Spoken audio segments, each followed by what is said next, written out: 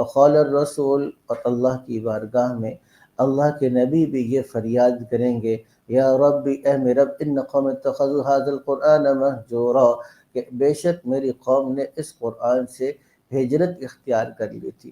تو مولانا صاحب، ہجرت جو ہے ایک ہے سب سے، آپ سمجھیے گا کہ خطرناک درجہ ہجرت کا۔ ہجرت کے بھی درجات ہیں نا، ایک درجہ ہجرت کا کیا ہے کہ انسان اس قرآن کو نہ سننے کے لیے تیار ہے نہ ماننے کے لیے تیار ہے۔ یہ ہجرت کون سی ہے؟ یہ کفار کی ہے اور مشرکین کی ہے، ٹھیک ہے۔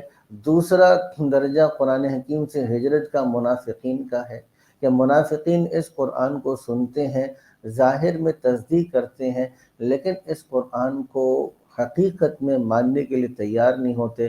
یہ بھی قرآن سے ہجرت کفر کی ایک قسم ہے، جس کو منافقین کی ہجرت کہیں گے۔ اچھا، تیسری صورت کیا ہے کہ قرآن حکیم کو مانتے ہیں کہ اللہ کا کلام بھی ہے، کچھ نہ کچھ اس بات کا یقین بھی رکھتے ہیں، لیکن نہ ہی کبھی قرآن کو پڑھنا سیکھا ہے، نہ کبھی قرآن کے معانی پر، اس کے پیغام پر غور کیا، نہ کبھی اس کے اوپر عمل کیا، اور نہ ہی اس پیغام کو کبھی آگے پہنچا دیا۔ تو یہ کون سے لوگ ہیں؟ یہ انتہائی گناہ گار لوگوں کی ہجرت ہے، گناہ گار لوگوں کی ہجرت ہے۔ مسلمان تو ہیں لیکن گناہ گار لوگوں کی ہجرت ہے، کہ نہ قرآن حکیم کو پڑھنا بھی ان کو نہیں آتا، کہ قرآن حکیم کو سمجھنا بھی نہیں آتا، اور قرآن حکیم کو پر عمل بھی نہیں سیکھا، اور قرآن حکیم کی زندگی کو، پیغام کو آگے پہنچانے کی بھی محنت نہیں کی۔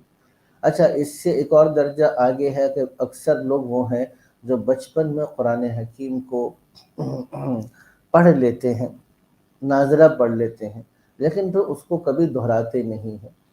یہ کبھی پڑھتے ہیں، رمضان آ گیا تو تلاوت کرتے ہیں، لیکن قرآن حکیم کو سمجھتے نہیں ہیں، اور نہ ہی اس پہ عمل کرنے کی کوشش کرتے ہیں، اور نہ قرآن حکیم کے پیغام کو آگے لے کے جاتے ہیں۔ تو یہ بھی ایک قسم کی ہجرت ہے قرآن حکیم سے۔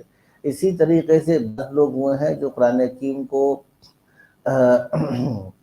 پڑھتے تو ہیں، قرآن حکیم کو سمجھتے تو ہیں، لیکن اس کی عملی زندگی کو سیکھنے کی کوشش نہیں کرتے۔ اسی لیے قرآن حدیث میں نے آپ کو کئی دفعہ سنائی، ما امن بالقرآن من استحل محارمہ، اس آدمی کا قرآن پر کوئی ایمان نہیں ہے جس نے قرآن کی حرام کو اپنے لیے حلال سمجھا ہوا ہے۔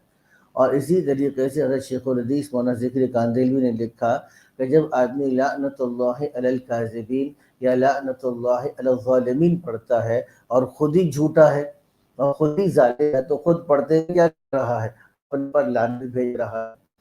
تو کیا ہوا کہ پھر یہ تو اس کا پڑھنا اس کے اوپر وبال ہے، خود اس کے اوپر وبال ہے کہ کیا کر رہا ہے؟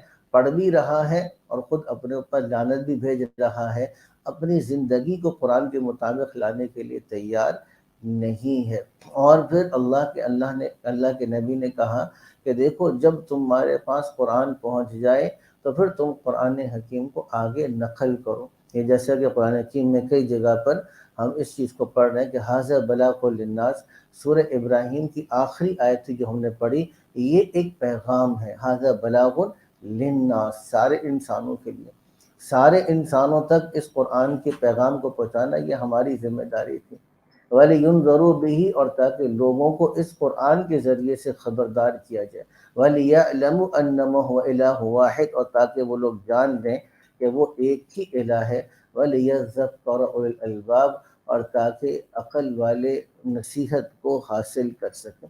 تو یہ درجات ہیں، اس لیے ہمیں اس بات کی طرف توجہ دینے کی ضرورت ہے، جس محنت میں ہم لگے ہوئے ہیں، کہ جس محنت میں ہم لگے ہوئے ہیں، کون سی محنت ہے؟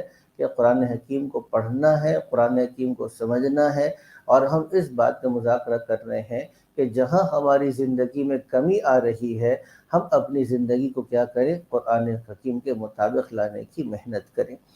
اور قرآن حکیم کے مطابق لانے کی محنت میں کیا کرنا پڑے گا؟ دیکھیں، دو چیزیں ہیں، ایک ہے قرآن حکیم کو آگے پھیلانا، اس میں اعلیٰ درجہ کون سا ہے؟ جو ہماری بچیاں اور یہ طلبہ کرام مدارس دینیہ میں پڑھتے ہیں اور پورا کا پورا تفصیلی علم حاصل کرتے ہیں، عربی پڑھتے ہیں، فقہ پڑھتے ہیں، اصول فقہ پڑھتے ہیں، اصول حدیث پڑھتے ہیں، حدیث پڑھتے ہیں، تفسیر پڑھتے ہیں، اصول تفسیر پڑھتے ہیں، ساری تفسیر پڑھ کے 6 سال 7 سال ہماری بچیاں پڑھتی ہیں۔ 8 سال 9 سال ہمارے بچے پڑھتے ہیں، عالم بنتے ہیں، اور پھر یہ علم جو تفصیلی علم دیتے ہیں، فتویٰ بھی دیتے ہیں، مسائل بھی بتاتے ہیں، تفسیر بھی پڑھاتے ہیں، حدیث پڑھاتے ہیں، یہ درجہ قرآن حکیم کو پھیلانے کا علماء کرام کا ہے۔ اور دوسرا ایک عام آدمی ہے جو تبلیغ میں 6 نمبر لگاتا ہے، وہ قرآن حکیم کا ترجمہ تو نہیں پڑھاتا، لیکن قرآن حکیم کا بنیادی پیغام ہے جو لوگوں تک پہنچا رہا ہوتا ہے۔ تو یہ بھی گویا کہ تبلیغ قرآن ہی ہے۔ تو 6 نمبر بیان کر رہا ہے، وہ قرآن کا ترجمہ تو نہیں پڑھا رہا، وہ قرآن حکیم کی تفسیر تو نہیں پڑھا رہا، لیکن وہ کیا کر رہا ہے، وہ قرآن حکیم کی جو پیغام ہے وہ لوگوں تک آگے پہنچا رہا ہے۔ تو اس لیے ہمیں جہاں پر علماء کرام کے پاس قرآن حکیم کو سمجھنے کی محنت کرنی ہے، وہاں پہ اپنی زندگی کو قرآن کے مطابق لانے کے لیے ہم نے کیا کرنا ہے، دعوت اور تبلیغ کی محنت اور مشائخ کے ساتھ بھی جڑنا ہے۔ آگے چلیے۔